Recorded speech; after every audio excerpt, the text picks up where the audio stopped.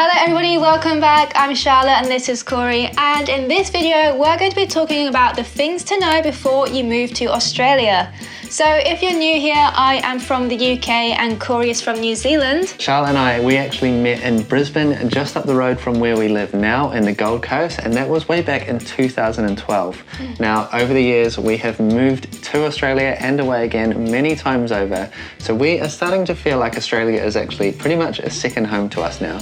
So to kick it off, I think the most important thing is to research all the different areas of Australia and to really know what location you want to move to and what you're looking for, because going to Melbourne is a lot different than going to Darwin. Yeah, the climates around the country are so varied. You can have like really, really cold winters, and then you can have like the most wettest hot summers up in the Northern Territory.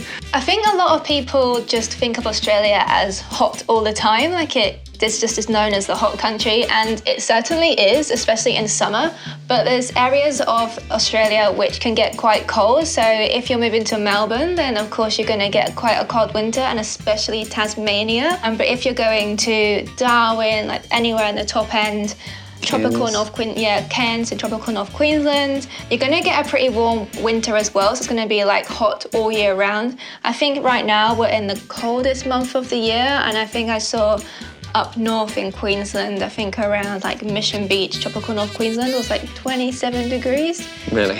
Which is such lovely temperatures. And Darwin, you can be getting those high 20s, 30 pluses as well. So when you're choosing where to go to, you have to really factor in the whole seasonal weather pattern of the area. It is so different. In Queensland, we get really humid. In the summer, yeah. Summer's super hot, very sweaty. Yeah, close. Sweat. Close, as the UK like to say. If you're going to Perth, it's very dry heat, similar to, I guess, like Spain.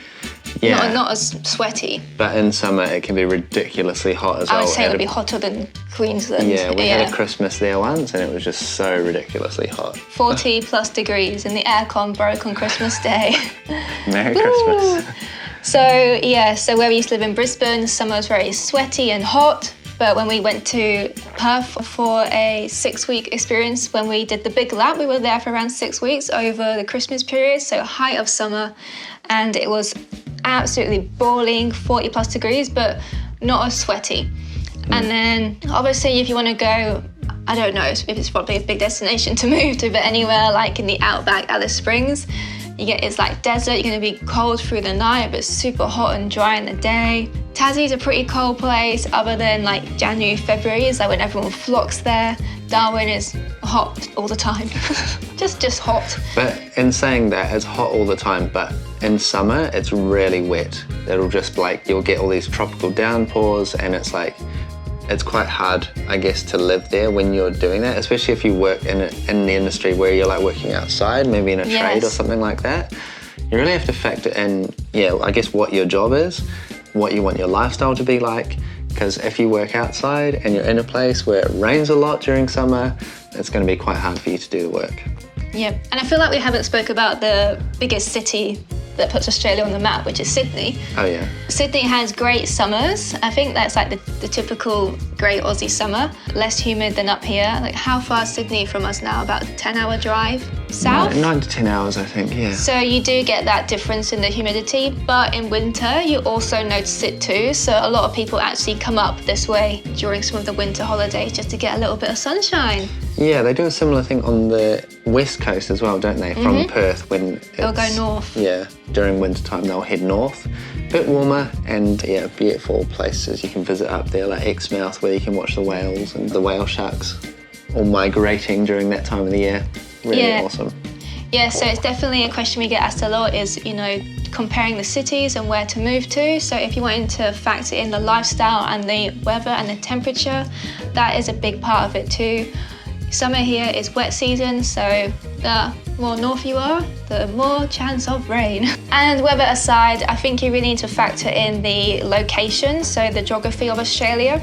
Now, along the east coast, I think is pretty epic, because we were deciding when we came back to Australia where to move to. Was it Brisbane when we used to before, or go over to Perth, which we quite liked, we have some friends there, or Gold Coast, where we ultimately settled because We have the beach and we have all of the East Coast to explore. However, if you go WA and go to Perth, it is very remote. Yeah, it takes a long time to get anywhere from Perth. Even if you're flying, it's a good few hours, isn't it, to get really anywhere? One coast to the next, yeah, within Australia. Yeah. You can't really drive. You can take a drive out of the state if you want to go to like South Australia and Victoria, but it's going to take days. We did it. Whereas here, we can drive pretty much all on the coast and there's just so many stops. There's so much to see and do, and the infrastructure, the highways and stuff are very well maintained, and I guess it's the same over the West Coast, except you're just not going to see that much. If you take a, 4 or 5 hour drive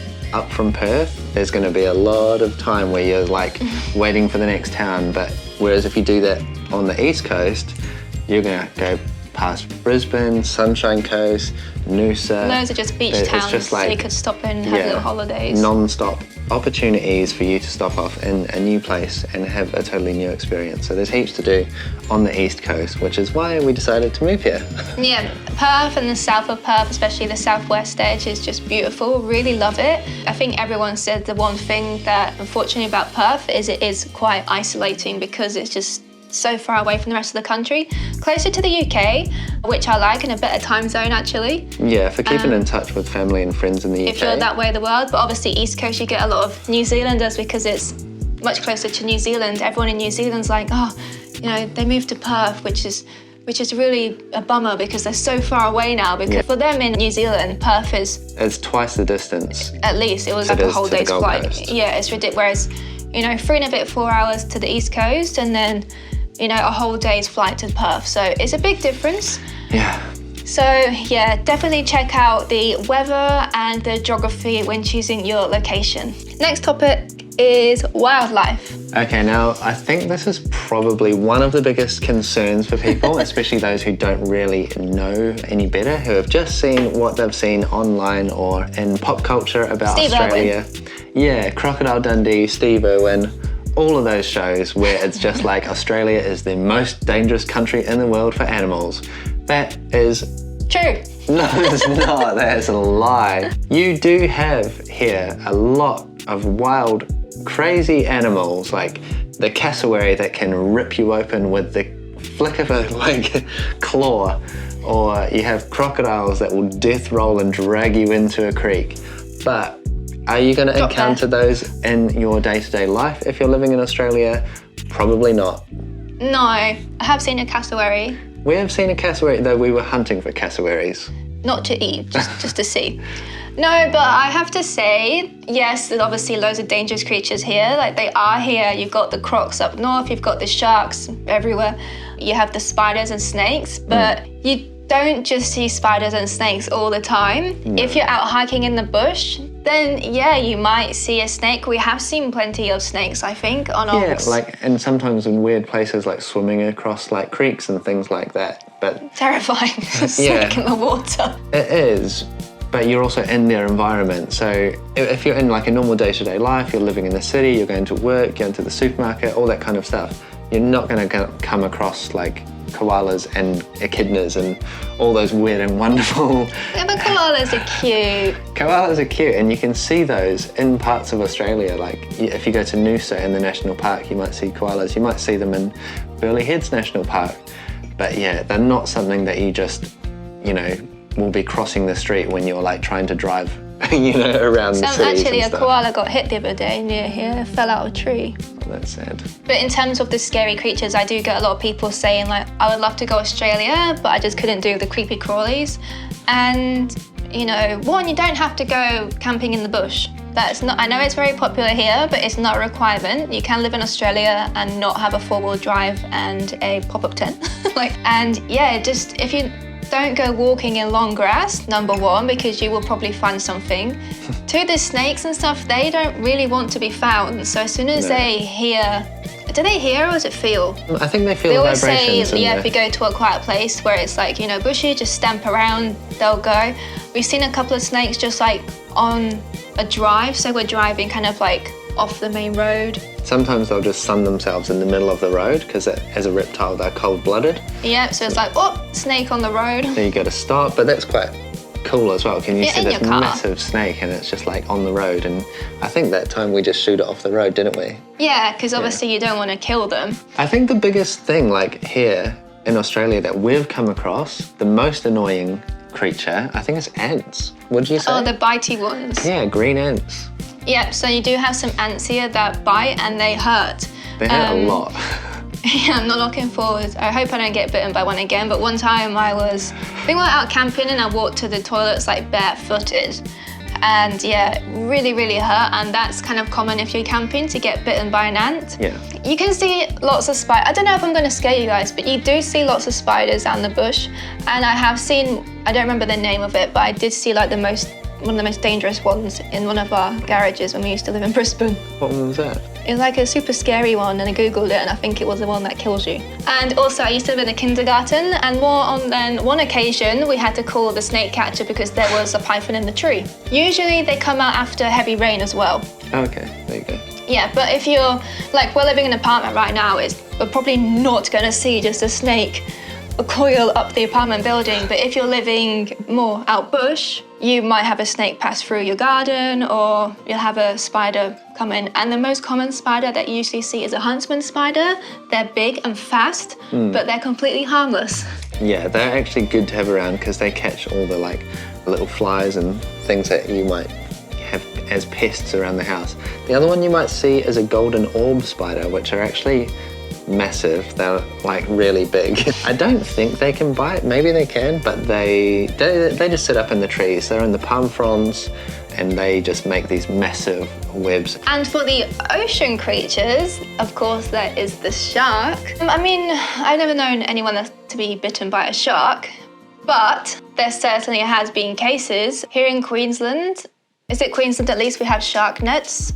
I think so, yeah. Which is really controversial because it also affects a lot of other population of wildlife in the ocean, like turtles and dolphins. Whales, I think. So a lot of people protest against it. Sometimes sharks can come through, but it's extremely rare, especially here in Queensland. I don't even know when the last attack was. I can't remember one. There was it Kelly Slater who... No, it wasn't Kelly Slater. Was it Mike Fanning? Mick Fanning. Mick Fanning. Punched a shark. I think that was in Queensland. And that was at a comp, I think. I think that was here. So I'm aware of it. Like, I'm from the UK. Like, it's weird to go into the ocean and be like, what can kill me? There's no crocs here, obviously. You have to go far up north, so you're completely fine for that. And you're probably not going to go swimming where there are crocs, like up north in Queensland and around the top end, north of WA. You just don't really go swimming in the ocean. No, but they do have little areas which are designated swimming, and they're like really tight nets where nothing can get in. You do occasionally see stingrays, which... Yeah, rip Steve Irwin. The other thing that's in the water that you should probably be aware of is the jellyfish. Yeah, that's what I was going to say. That's so much here. Irukandji jellyfish. That's not like which Sundays, tropical North. Yeah, it's definitely in the warmer waters up north of Australia. I think, Northern Territory, tropical North Queensland, that far up. But those animals are seasonal, so they only come into those waters at certain times of the year. And when they are there, there'll be lots of signage around saying that this is the time of the year when these animals are present in the waters. So you can wear stinger suits, which can protect you from jellyfish, or you can just avoid going in the water and go find a water park on the land. Yep, and WA actually has like an app, and I think we had it, or a friend had it when we were traveling around WA. You can go onto the app and it's essentially a shark tracker. So there's people tracking the sharks, and if you spot a shark, you can also upload that to the app too. So say you want to go onto a certain beach, you just check it and it's like, oh, shark spotted here. I mean, that's enough for me to probably think, if we have to have like a shark app, maybe not.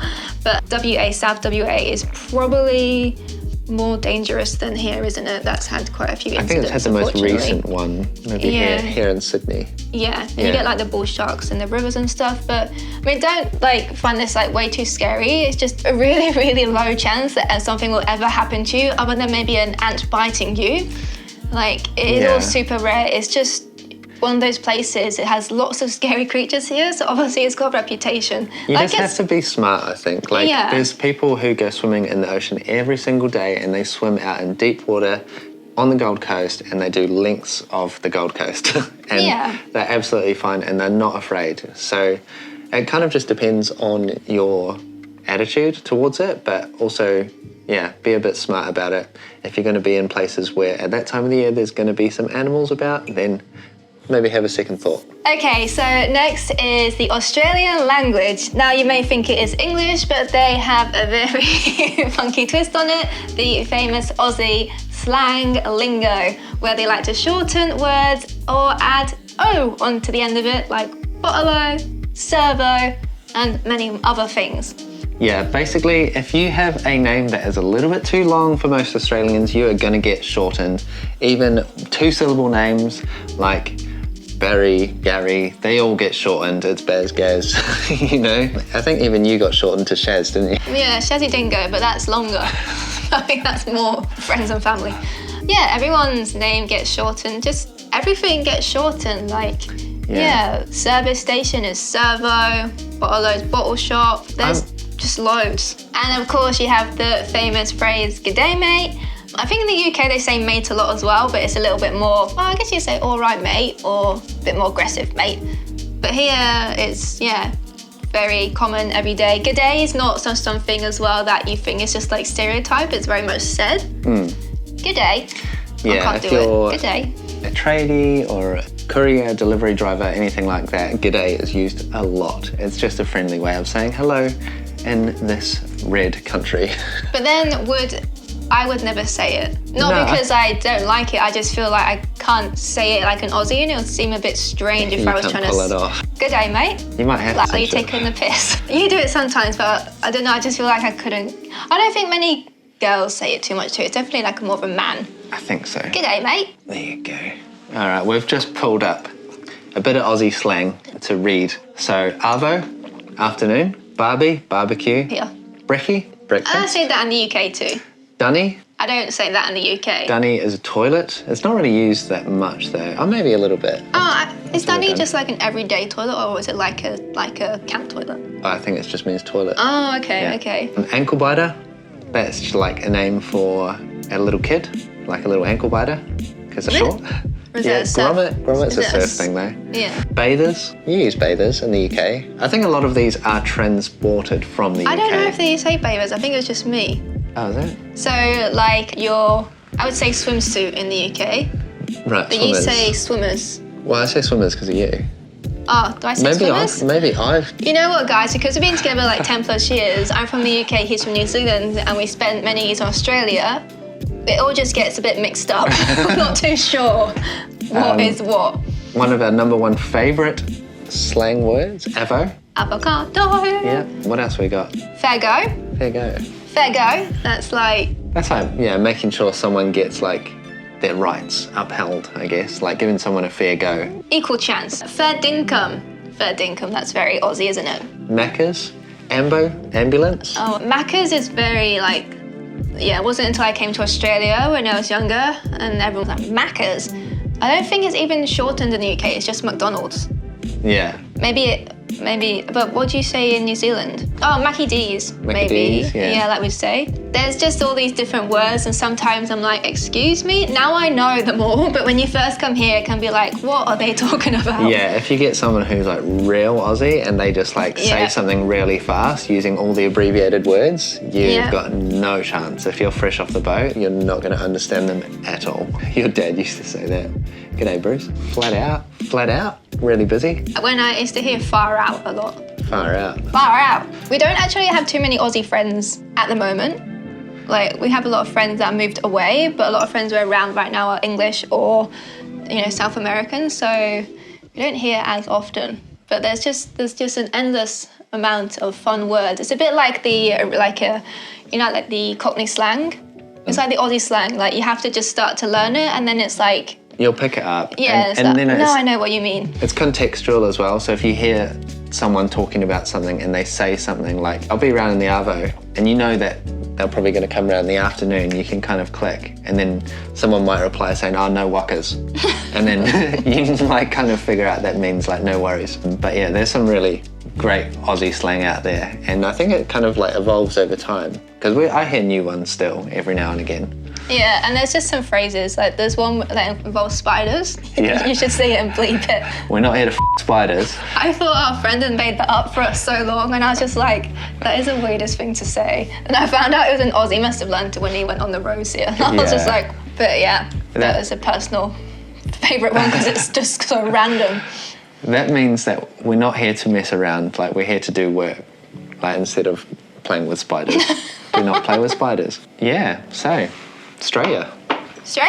There's definitely one part of Australia that I think you need to adjust to, and that's how like normal it is to swear. It's just quite common to hear swear words like The C word. in public. Yeah, the C word.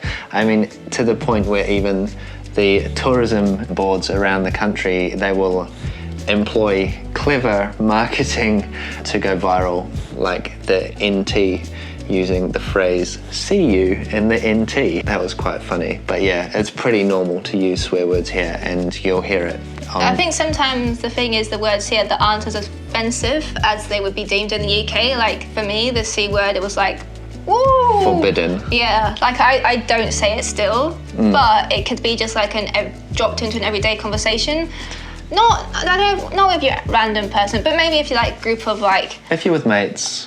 Aussie guys, on a building or, site, or you're at work, like calling someone I don't want to say it. Calling someone like a good that, No, don't say it. Oh, beep it. Jesus Christ. Yeah, that's like a term of endearment. Like a lot of the swear words are used like positively, I guess. So yeah, that's just something you'll hear on public transport around when you're out and about in Australia. Yeah, Get used I think to it. Kiwis kind of swear a lot too. Yeah, I think Kiwis I do think so. that it always depends where you're from and like where you're brought up, if it was normalised, like, but I think just swear was not as offensive here, so it's just used a lot in everyday stuff where for them they're not swearing so much, it's just not as offensive. But it can be a bit shocking if you have kids, obviously, maybe sometimes when you first get here, just to adjust to it. So cost of living in Australia is definitely something to be thought about before you move here, something to consider. But I think the best person to talk about that is probably you, because I don't really look at the prices when I buy things. Yeah, but you've influenced me.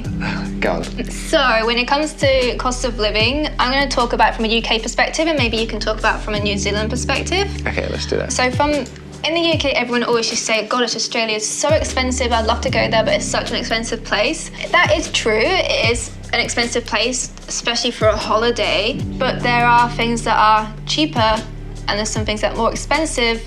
And also when it comes to wages, a lot of things balance out, so it's not crazy expensive here if you're moving here full-time.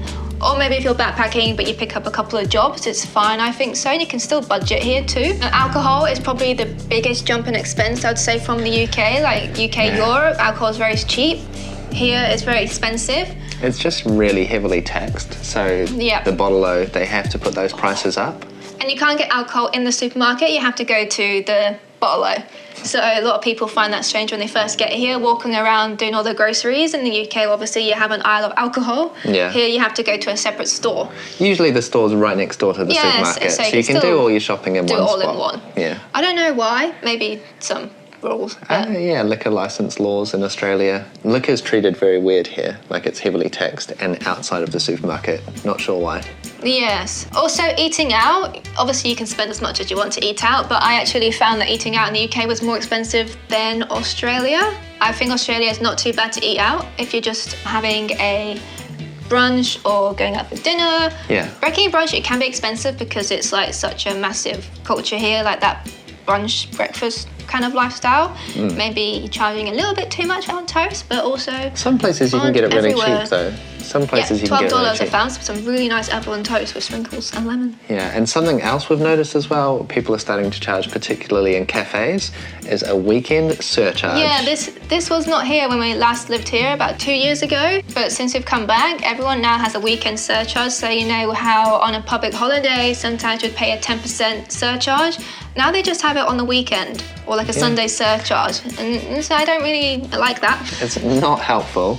But yeah, just be mindful. If you are going to be here and eating out on the weekends, you might be facing a weekend surcharge. Yep, and of course, when it comes to cost of living, like the big expenses like rent and prices of houses and wages, it fluctuates where you are around the country.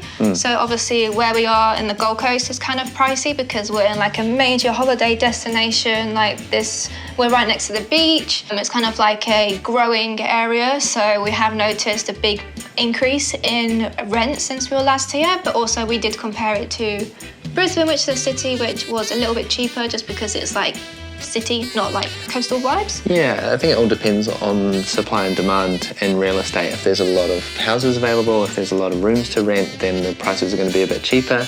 But I think at the moment it seems like there's a lot of people moving to Australia. A lot of people are leaving New Zealand. After the COVID as well, it's all picking up again. I think that is causing the prices to go up. And unfortunately, if you're going to rent here or you're going to buy, you're going to have to pay those prices. Yeah, I think it's still a little bit cheaper in Perth though. Yeah, definitely a bit cheaper in Perth. And I guess places like Darwin, and obviously if I'm right next to the beach right now, but if you went 20-30 minutes inland, obviously it'd be a huge difference again.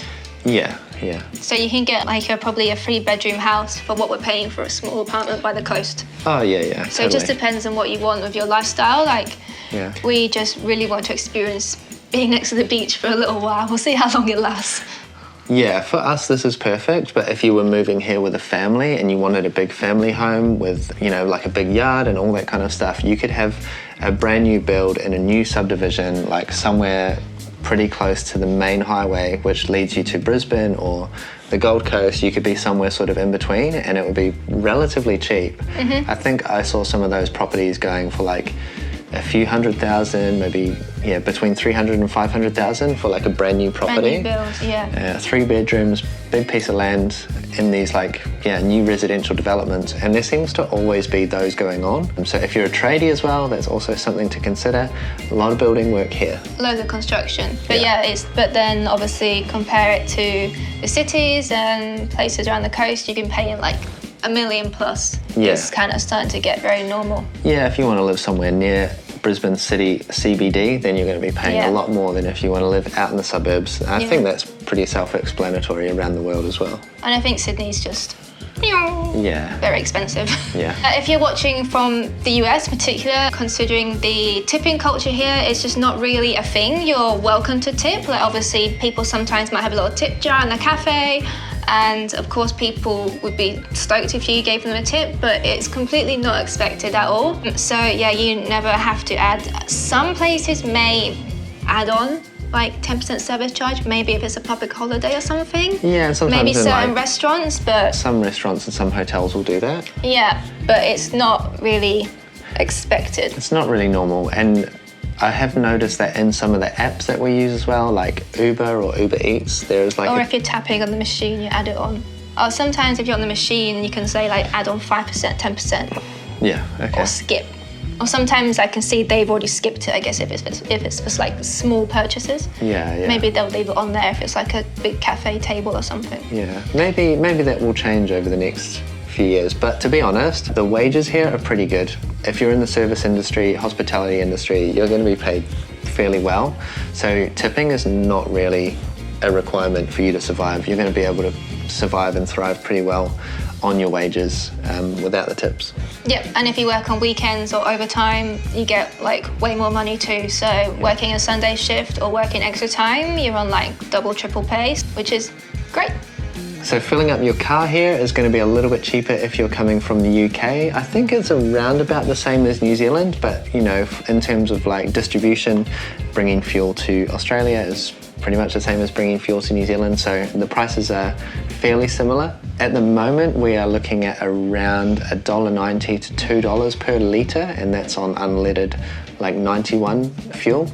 The diesel, I think, is a bit cheaper, and interestingly, in this country, they don't make you pay a road user charge. In New Zealand, they make you pay a road user charge. You buy your kilometres when you have a diesel vehicle, but here the tax is included in the fuel, yet it's still cheaper I didn't know. than the petrol that you buy. So diesel's cheaper and the tax is included. I think that's because one of the main industries in Australia is like transport and logistics. They have this saying in the country where without road trains, Australia dies, and that is because there's so much infrastructure built around distributing goods and supplies, you know, around the country using the roads and trucks and road trains. Yep, those road trains are crazy, massive. And then, yeah, a little comparison from New Zealand, groceries cheaper here. Yeah, I think that groceries are definitely cheaper here. I'm not 100% sure why. Maybe it's a little bit more. I think they import a lot, New Zealand, whereas here it's... Yeah, Australia, I think Australia supplies a lot of its own groceries and produce, so it's a bit cheaper here, but New Zealand may have to import more, so the price is probably a little bit more, that's the reason why. But I think it's definitely cheaper to get your groceries in Australia than it is in New Zealand, just generally. Yeah, groceries in comparison to the UK, I don't know, maybe on par. It depends where you go. Yeah. Yeah, I haven't noticed like a massive difference. I've just noticed it because I've been in New Zealand for 6 months before we moved back to the Gold Coast this time, and definitely noticed it from New Zealand. It's cheaper here. In terms of like Wi-Fi and mobile data. Cheaper here than in New Zealand. We're paying the same price for both of our mobile plans as we were paying for one mobile plan in New Zealand. Yeah, New Zealand, it's an expensive place. I think it's just there's more competition here, there's more people, so they can obviously make that money back on a greater number rather than having to charge less people more money to make the same amount of profit. Yeah. It's just maths. And UK, I guess, was a bit cheaper for mobile data. Yeah, more people there as well, I guess. Yeah, so overall, cost of living, yeah, some things are a little bit more, but if you're, you know, earning a wage here, it balances out. It just depends on your lifestyle, what you want, but I don't think there's anything you're going to notice a massive, like, crazy increase for, depending on what you where you choose to live and what you want to spend. We haven't had our first bills yet through this time, though, for all of our gas and water, so maybe we'll do an update on that one. Oh, there is one note on that. I have noticed that there is a rebate program that the Queensland government offers. I'm not sure if other states offer this, but from the 1st of July 2024, if you pay a bill for electricity in Queensland, then I think it was like an $800 rebate is automatically applied as a credit to your account. And that was just to help people with the cost of living, which... Do we get that? Yeah, it's amazing. Get in. So we haven't paid anything on our electricity bill yet, but our account is $1,200 in credit. So we'll get a few months, hopefully, out of that. Oh, so we have free electric? Yeah. Get in. So that's pretty cool. Yeah, I guess the Queensland government is quite good for looking after its people. And they're doing the 50-cent public transport from August. So I guess there is obviously a bit of an issue with cost of living at the moment because they are bringing in these kind of incentives. So from August, we, in this area anyway, where we are in Southeast Queensland at least, you can travel for 50 cent on the public transport. Yeah, I think it's any buses, trains, ferries, anything that is run on the Queensland public transport network. Bargain. 50 cent per fare, so amazing. So I'm sure many of you are moving to Australia, maybe one for wages and two for the dream of the better lifestyle. And so we're going to talk about the overall Aussie lifestyle and I guess if it lives up to the reputation. And being from the UK, Australia was like this magical, sunny, faraway land, barbies on the beach, surfers in the water, kangaroos and koalas. And I mean, I think it does live up to it. Yeah, it's a pretty magical place. You get amazing sunsets here. They've got this saying as well, like that Australia has like a big sky. I don't really know how or why that is, but it just seems like when you look up, there's just this huge expanse of sky. It feels like a really open country. There's not many mountains. Yeah, it's maybe quite it's flat. The landscape. Maybe it's the mountains. We do some nice hikes. They're not very big though. But yeah, in comparison to other places. Yeah. But yeah, the lifestyle here definitely lives up to that classic stereotypical Aussie beach lifestyle that I think people think of. Yeah, speedos on the beach. Yeah, there's like summers on the beach. Yeah, you get burnt by the sun. Be very careful if you're going out in the sun. especially in summer. But yeah, the outdoor adventurous lifestyle is very much promoted here, and something that we've really noticed, particularly being a little bit older and having to think more about this as we get older, is health and fitness. When we first got here, we were in Burleigh, and it was just like every morning there was just people out on the beaches exercising. It's just like such an integral part of being in Australia. There's a huge morning culture here, and I actually saw something on the internet earlier that was funny. It was like an Australian walking the streets of Europe at 8 a.m, like trying to find somewhere to eat. Like everyone was like, that's Aussies are just, they're up early. I think one, because it's light so early. I mean, we're in winter, it's July, the depths of winter, and the sunrise is at 6:30 in the morning, whereas in the UK, or 8 a.m. or so, the sunrise is. So obviously, just body clock here, and in the summer, the sunrise is 4:30, 5, very early. So the morning culture here is just amazing. Everyone is out and about, and the majority of the population live by the coast, and that's for a reason. Like the people want that kind of like beachy, ocean, sunrise over the water. Yeah, lifestyle. But yeah, it really just lives up to what you think life in Australia would be. Like you can have that lifestyle. Everyone's got a paddleboard, everyone's going for jogs, everyone's got a dog they're walking. Four-wheel drives. Everyone's got a four-wheel drive, woo! Everyone's in their fitness gear. It's just a very outdoorsy culture. Which I love, It's, I don't know, it's just so outdoorsy. I don't really know how else to say it. And there's also loads of hiking here as well. Yeah. Obviously you have all the ocean, beach kind of like activities, but there's some great hikes to be had as well, depending on where you are in the country. But where we are, we have the hinterlands, and so we've got loads of like bushwalks, which is great in winter when it's a little bit cooler, which is just fantastic. There's a few mountains scattered about. Yeah, you also get skiing in Australia down south, which many people are shocked to hear, but you have Mount Kosciuszko and all the kind of ski slopes around there. And there's just a general upbeat vibe around Australia. I think it obviously has to be the weather. Yeah. Like it plays such a big difference. The sunshine does make everything a little bit easier.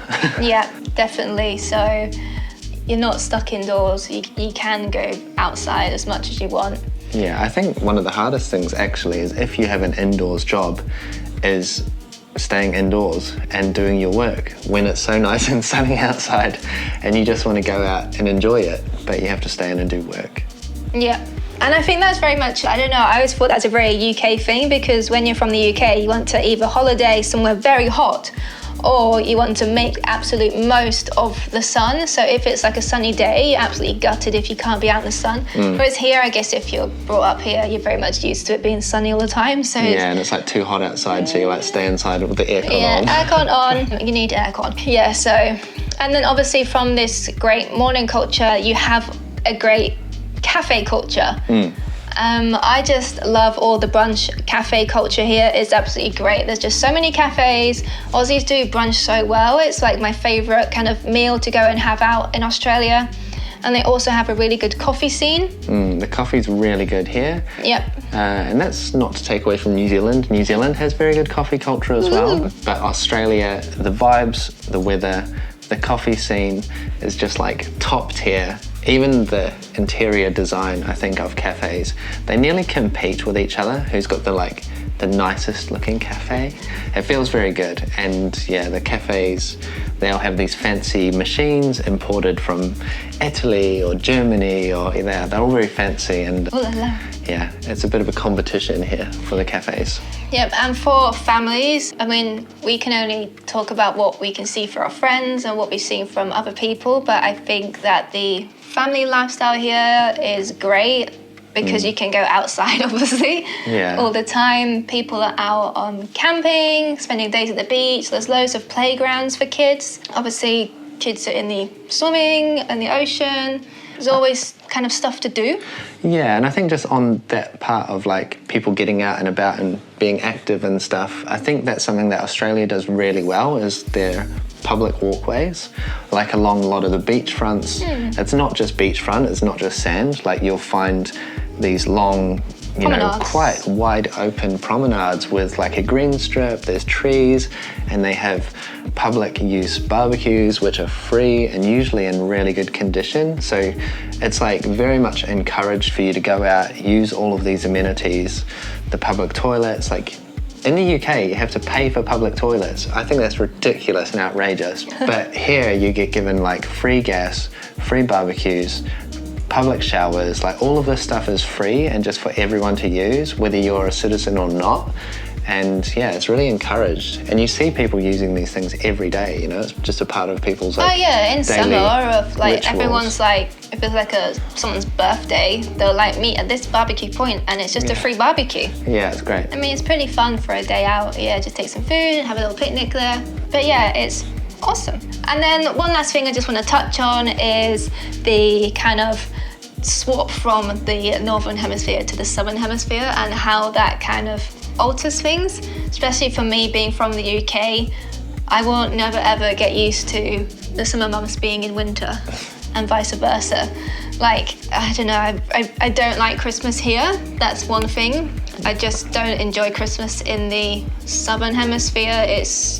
I mean, it's kind of fun for one Christmas, like it's like, this is so strange and different, but then it's like, actually no, I want to roast dinner by the fire, watching Christmas movies, hoping it'll snow, but never does. That's just like Christmassy, but I'll never get, the Aussie Christmas it's just like a normal summer's day. I think your first Christmas here, we spent it on, was it Stradbroke Island? And we all had Santa suits and we maybe, like it's fun the first beach. time, it's like funny and it's like, ooh, this is so weird.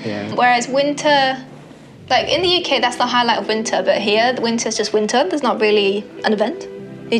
Winter's not long, to be fair. Like, as of next month, we'll start warming up again. Yeah, it's not like we're stuck inside or like the weather's really bad. No, you can still get 20 plus degrees. Yeah, but like the mornings might be a little bit cool. At the moment, it's like single digits, 7 degrees in the morning, which is quite cold. Having a cold blast.